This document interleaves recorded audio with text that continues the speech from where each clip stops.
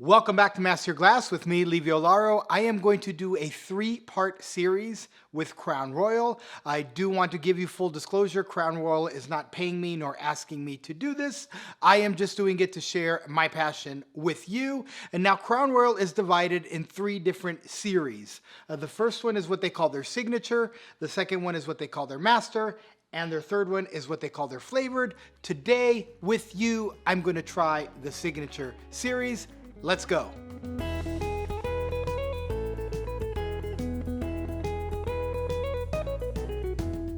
Okay, I'm excited to start this series by tasting Crown Royal's signature series. And these, of course, I can get my hands on these four right here. But of course, we could not talk about signature series if we did not talk about Crown Royal Deluxe.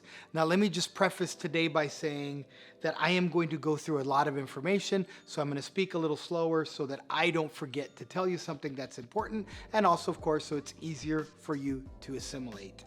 The way Crown Royal Deluxe is made is, in essence, they have 5 different whiskeys that Crown Royal produces. Those 5 different whiskeys are represented by a term that's called a mash bill.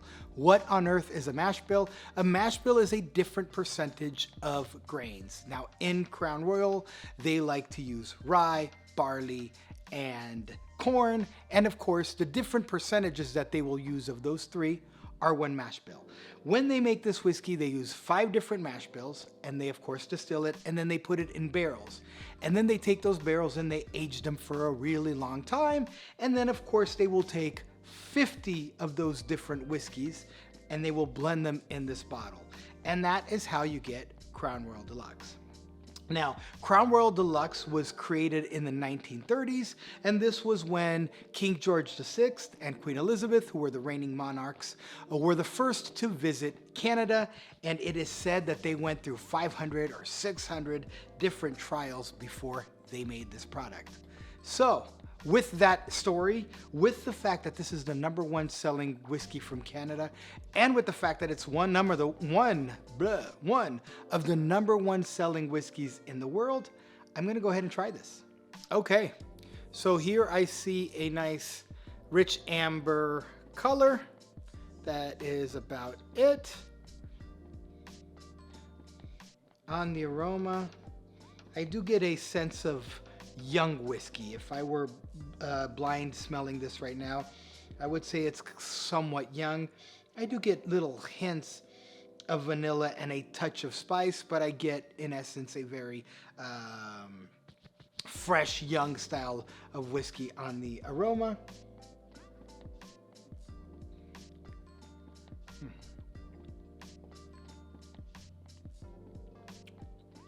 Now, as far as the flavors go, again, I'm getting really rich vanilla, a lot of oak, caramel notes, a little bit of bitter, maybe a touch of dark chocolate on top of my tongue. And really just nice and refreshing. I can see why this is an easy drinking whiskey, and I can see why it's an easy selling whiskey. It's not meant to really be that intimidating. Having said that, it doesn't back off on giving you some kind of bold, rich whiskey flavors. And there you have it. The next whiskey I'm going to drink in this lineup is, of course, Crown Royal Northern Harvest Rye. This was launched in 2015, and incredibly, in 2016, Jim Murray called it the best whiskey in the world. I am going to go ahead and give this a try and see what I get. I also here, I just get a light copper color. As far as the aroma goes, I'm getting a little more, like a little tropical note here. Still some spices, still a little bit of that vanilla chocolatey that I was getting in Crown Deluxe, but a lot more like of a berry flavor, some type of a fruit flavor to it. I almost want to say like a dark cherry of some sorts. Yeah, and it's also got a lot of really fruity flavors. Really, really nice, actually. Kind of excited about this one.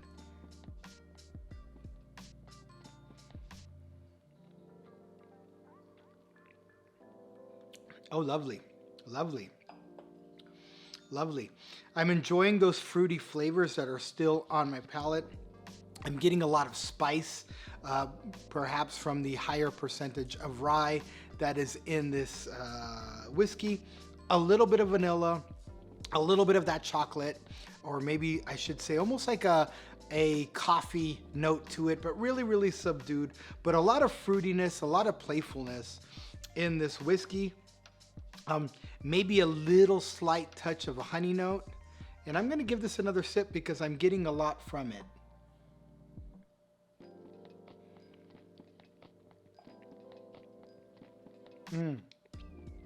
I got just a touch of green pear right on the tip of my tongue as well.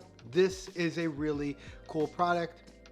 The flavor is actually really long, or I should say the finish is actually very long, as I can still get those flavors on my mouth, almost getting a little bit of white pepper now on the tip of my tongue as well. So Crown Royal Black is of course going to be, of course, darker in color, as you can see it, but it also has a higher alcohol content. It is also matured in casks that have a bigger char, which is where you get this darker color. And of course, because of the higher alcohol, it probably promises to be a little bit bolder. Let's go take a look. Color here is a light brown is what I'm going with. And let's go ahead and give it a smell. Oh yeah, you could already tell the aroma from the aroma. This is a little more of a bold whiskey than what I've tasted so far. Maybe some richer notes of the dark chocolate that I was talking about. A little bit of burnt caramel.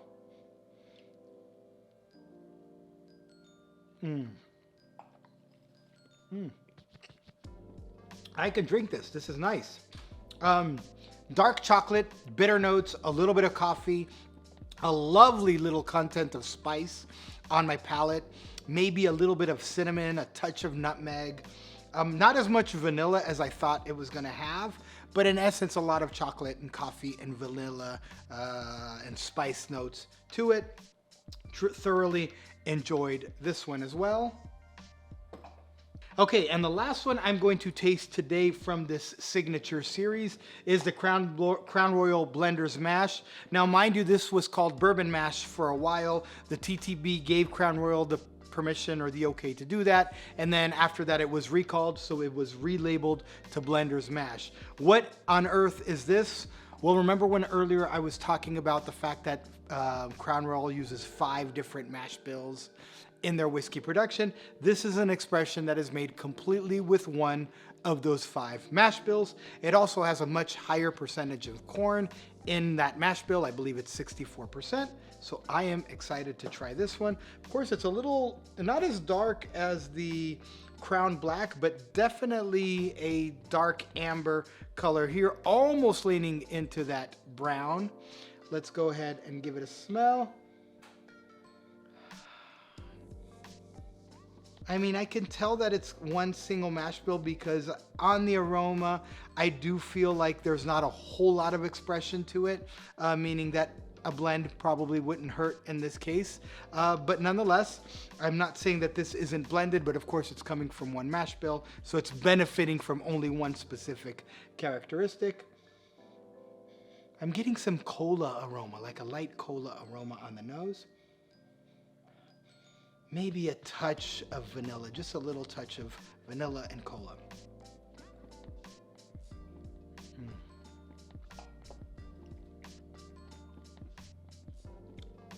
Oh yeah, I do like actually the texture of it, and I do love the incredible amount of spice, which I wasn't expecting from a higher corn percentage. I was expecting that meant less rye, less spice, but I'm getting really nice spices here. Some more drier spices. That vanilla is gone, but I'm still getting almost that really signature burnt sugar flavor from this whiskey.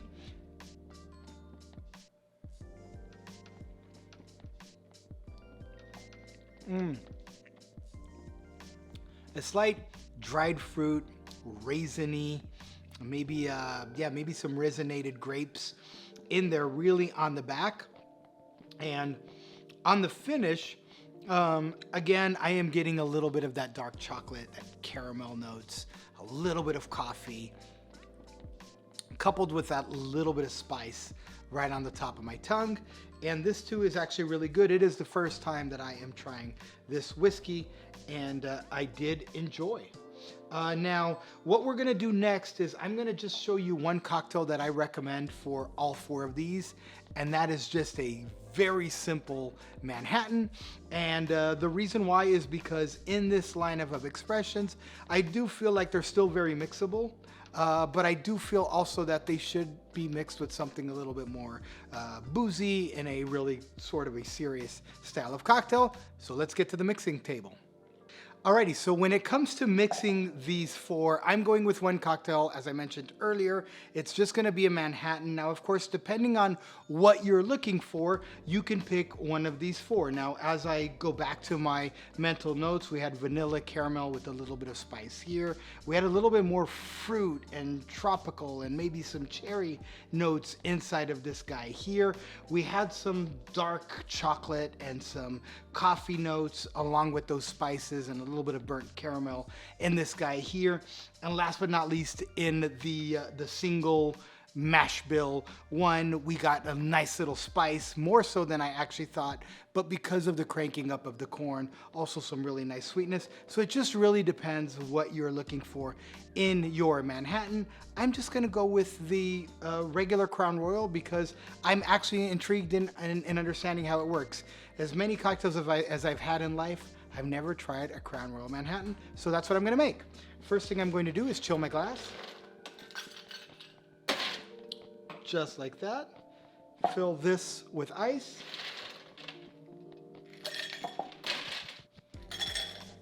Okay. Now your traditional Manhattan recipe is made with 212, which is also the area code of Manhattan. That is 2 ounces of your whiskey, 1 ounce of sweet vermouth, and 2 dashes of bitters. So I'm gonna go ahead and start with that. And there we go with 2 ounces or 60 mils of Crown Royal.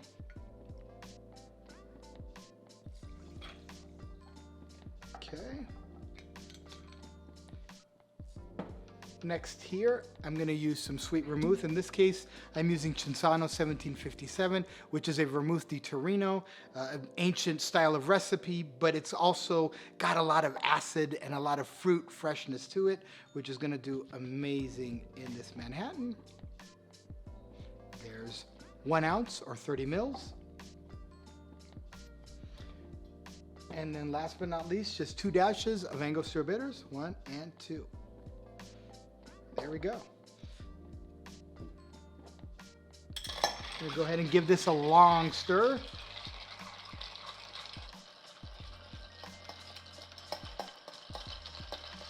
All right.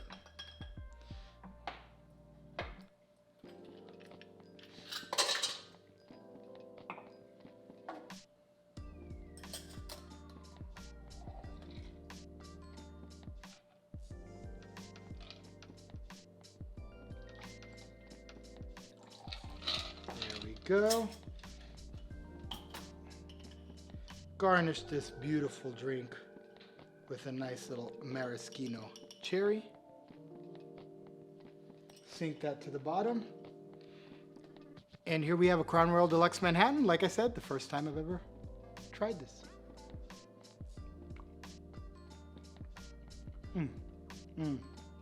Love those winey cherry berry notes of the Cinzano 1757. Love that vanilla spice coming from the Crown Royal. And yeah, and the Angos there too. I can really detect those barky flavors of the Angostura bitter. And yeah, I have no problem with drinking a nice Crown Royal Deluxe Manhattan 212 and another sippy. Right on. Well, I hope you enjoyed this episode of the series where we tried these Crown Royals today. Stay tuned for the next one where I am going to try the next set, which is called their Masters series, which is of course a crank above these ones here in terms of cost and packaging and all of that. And do come back to Master Your Glass with me, Livio Lauro, where you get expert instruction for everyday consumption.